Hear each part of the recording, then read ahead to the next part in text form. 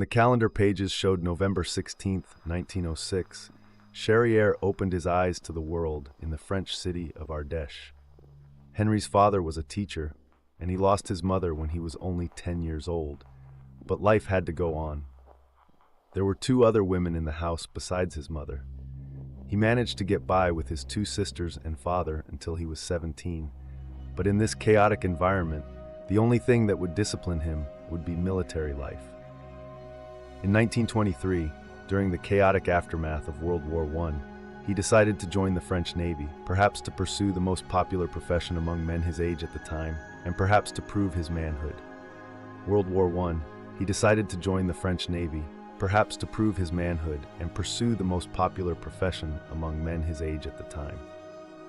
However, his efforts to prove himself aside, the excitement he sought was not quite that. It seems he could only endure 2 years before leaving his position in the Navy. His quest was for chaos and excitement rather than order. Given this, it was inevitable that he would find himself in the midst of one of the most popular illegal professions of the time. Young Henri Charrière had become involved in illegal activities as a former soldier, working as a hitman for various criminal organizations. Whether it was a search for excitement or ignorance, he was trying to find himself in some way. Of course, he had to do it by the book. After a brief period of hitman work and vagrancy, he got a tattoo on his chest, unaware that this tattoo would become his identity in the future. He had a butterfly tattoo and the nickname Papillon, the French word for butterfly. As I said, this nickname would never leave him. It would almost replace his name Henri. But even though the meaning of the nickname was his tattoo, having a nickname in the criminal world was not so easy. You couldn't just get a tattoo and say, "This is my nickname." Ours got his name in illegal circles from his skillful thefts, but it is unknown whether this was his first. He carried out his work with the grace of a butterfly, quietly breaking into safes without harming anyone. Meanwhile, as petty crime was on the rise, human trafficking was added to the list of crimes, and as a result, the name of a man called Papillon began to be heard in upper-class gangster circles and among gangs. Of course, the police investigating these unsolved stolen safes had also heard about this, but unfortunately the problem here was not Papillon's reputation or his actions. Until then, he had not physically harmed anyone. But he would be left to deal with the disgusting mud slung at him. In 1931, a gangster named Ronald Legrand Stur was found dead on the streets of Paris. After conducting their investigations, the police had found no lead or evidence. Given this situation, finding a culprit must have become imperative, so they thought of Papillon, who had been known to commit crimes in the criminal world for several years, but again, no evidence had been found. They said, "Let's lock this guy up. That way we'll get rid of a real criminal and close the case." However, it was not as if Henri had resorted to physical violence, let alone murder. But when there was a crime, the system naturally wanted a culprit. And so the decision was made, and Papillon was sentenced to life imprisonment in Cayenne, French Guiana, one of the hottest and rainiest places in the world. Henri believed he did not deserve the punishment he received. Moreover, his trial without any evidence or crime was completely contrary to the ideas of liberty, equality, and fraternity upon which the French state was founded. Given the situation, he couldn't help but think that he had to do something against this system, that he had been brought here unjustly, and that he had to escape somehow. Throughout his time in prison, he constantly made escape system. After 3 long years, Papillon finally made his first escape attempt, though how he managed it remains unknown. He managed to reach the city of Maracaibo in Venezuela by traveling over 2,000 kilometers in an open boat. But this dangerous escape and journey was only the beginning of a long adventure. When Henri reached land, he hid in a forest, and with a bit of luck, the locals he encountered in this remote forest welcomed him. This welcome was no small thing. It would last several years. Naturally, our man grew tired of the monotonous flat and the local life. He would seek new excitement for himself. Unfortunately, this move would lead to his recapture. Following a tip-off, he was caught in a church. Having his freedom taken away for the second time, Henri, now captured as a fugitive, was forced to endure much harsher conditions as a prisoner. This time, he was sent to Devil's Island, a place notorious for its security and its reputation, which would only add to his own notoriety. The conditions were already deplorable, but because Henri was also an escapee, he was subjected to solitary confinement on top of the already unimaginably harsh conditions of the prison. This punishment was a method that caused far more harm to prisoners than physical torture. Studies showed that the isolation cell method shattered and destroyed the prisoner's consciousness and personality. And indeed, the new friends of those sentenced to these punishments, namely Henri's new friends, were truly hardened criminals. But alongside this, as I said, the thing prisoners sentenced to hard labor feared most was known as solitary confinement. In fact, these cells were so dreaded among prisoners that they were nicknamed man-eaters. It wasn't just the physical conditions that affected them. Of course, the constant silence, the hardship of hunger and thirst caused them to lose their mental health and gave rise to terrifying stories among them. So much so that for this punishment, the Chinese had found water dripping on the head, and the French called it the silence of Jesus.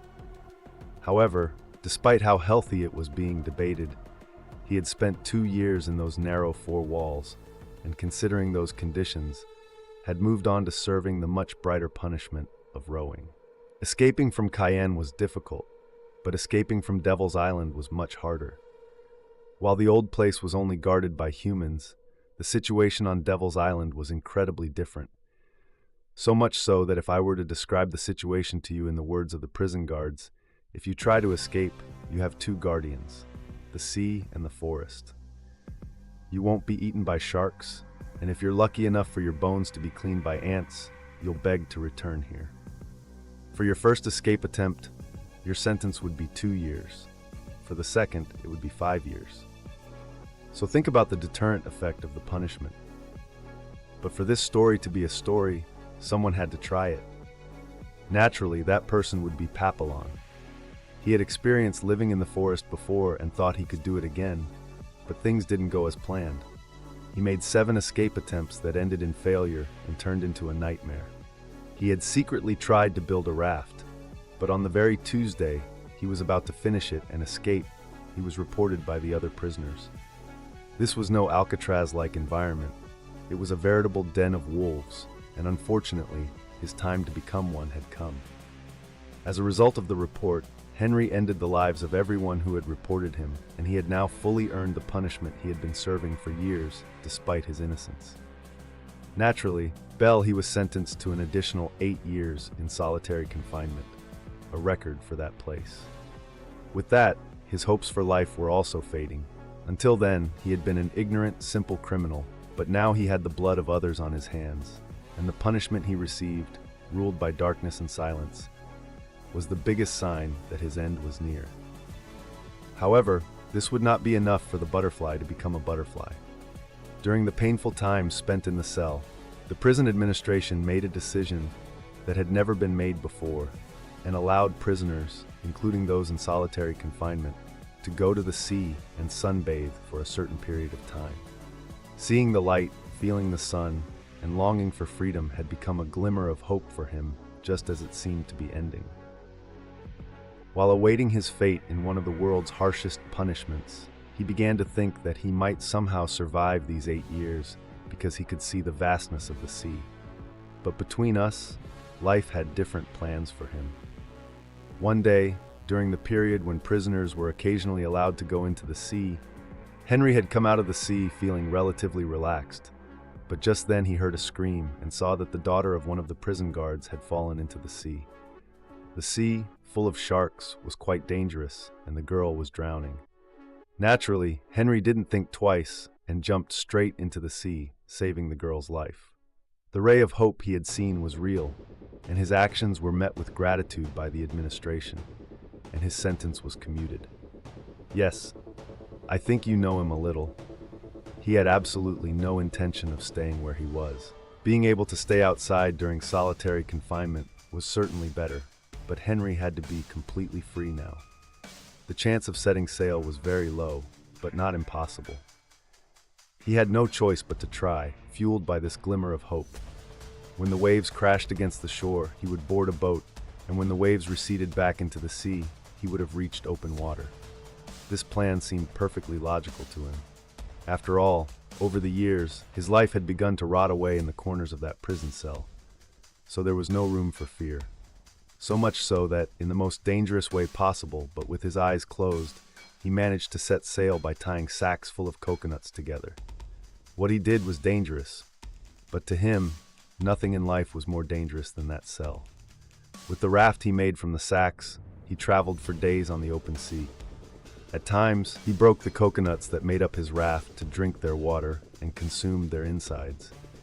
Finally, he managed to reach a piece of land far from the island. It was as if life had given him another chance. After his seemingly impossible escape, Henri Charrière hid in the forest for days, thinking about how to plan and achieve complete freedom. He bought a boat from an old convict and set sail again.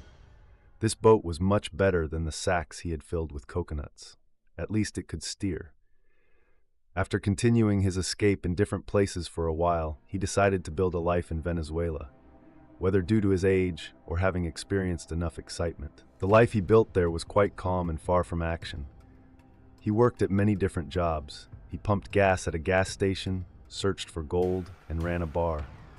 In short, he lived as calmly as possible until the age of 62 after his escape. But the event that would make his name known throughout the world happened right at this length. He had come across a book recounting the adventures of Albertine Sarrazin. Albertine was a former prostitute living in France, and he was deeply moved by the book. He thought, "What's stopping me?" and decided to write his own life story. He was already in the midst of years he had wasted, so naturally he wrote for a long time. He wrote and wrote some more. He had packed so many memories into his life that he naturally wanted to put them all down on paper. Finally, when he had written everything he wanted to write and finished his story, he mailed his handwritten memoirs to a French editor. The editor who received these handwritten notes was incredibly impressed by the stories and immediately responded that they could publish it. The name of the book had already been decided 50 years ago. The book, titled Papillon, was published in 1966. According to the author, 75% of it was true, and the rest was fictionalized for storytelling purposes. Within 10 months, the book sold 700. In the years that followed, the book, which would later be adapted into films, naturally caught the attention of French authorities as a symbol of justice. His sentence and escape story were examined in detail. By 1970, the French government pardoned him due to the statute of limitations and allowed him to come to France freely. So our Papillon was now famous, rich, and free. But as I always say, what matters most is not the plans we make, but what is made for us. And this was true for Henri too. He could only enjoy his fame and freedom for 4 years. He passed away in July 1973 at the age of 66, unable to enjoy the success of his book, which would sell 5 million copies during his lifetime. But he had mentioned to us a book, a few films, and this video that would be made possible. As always, take care of yourselves until the next video. See you soon.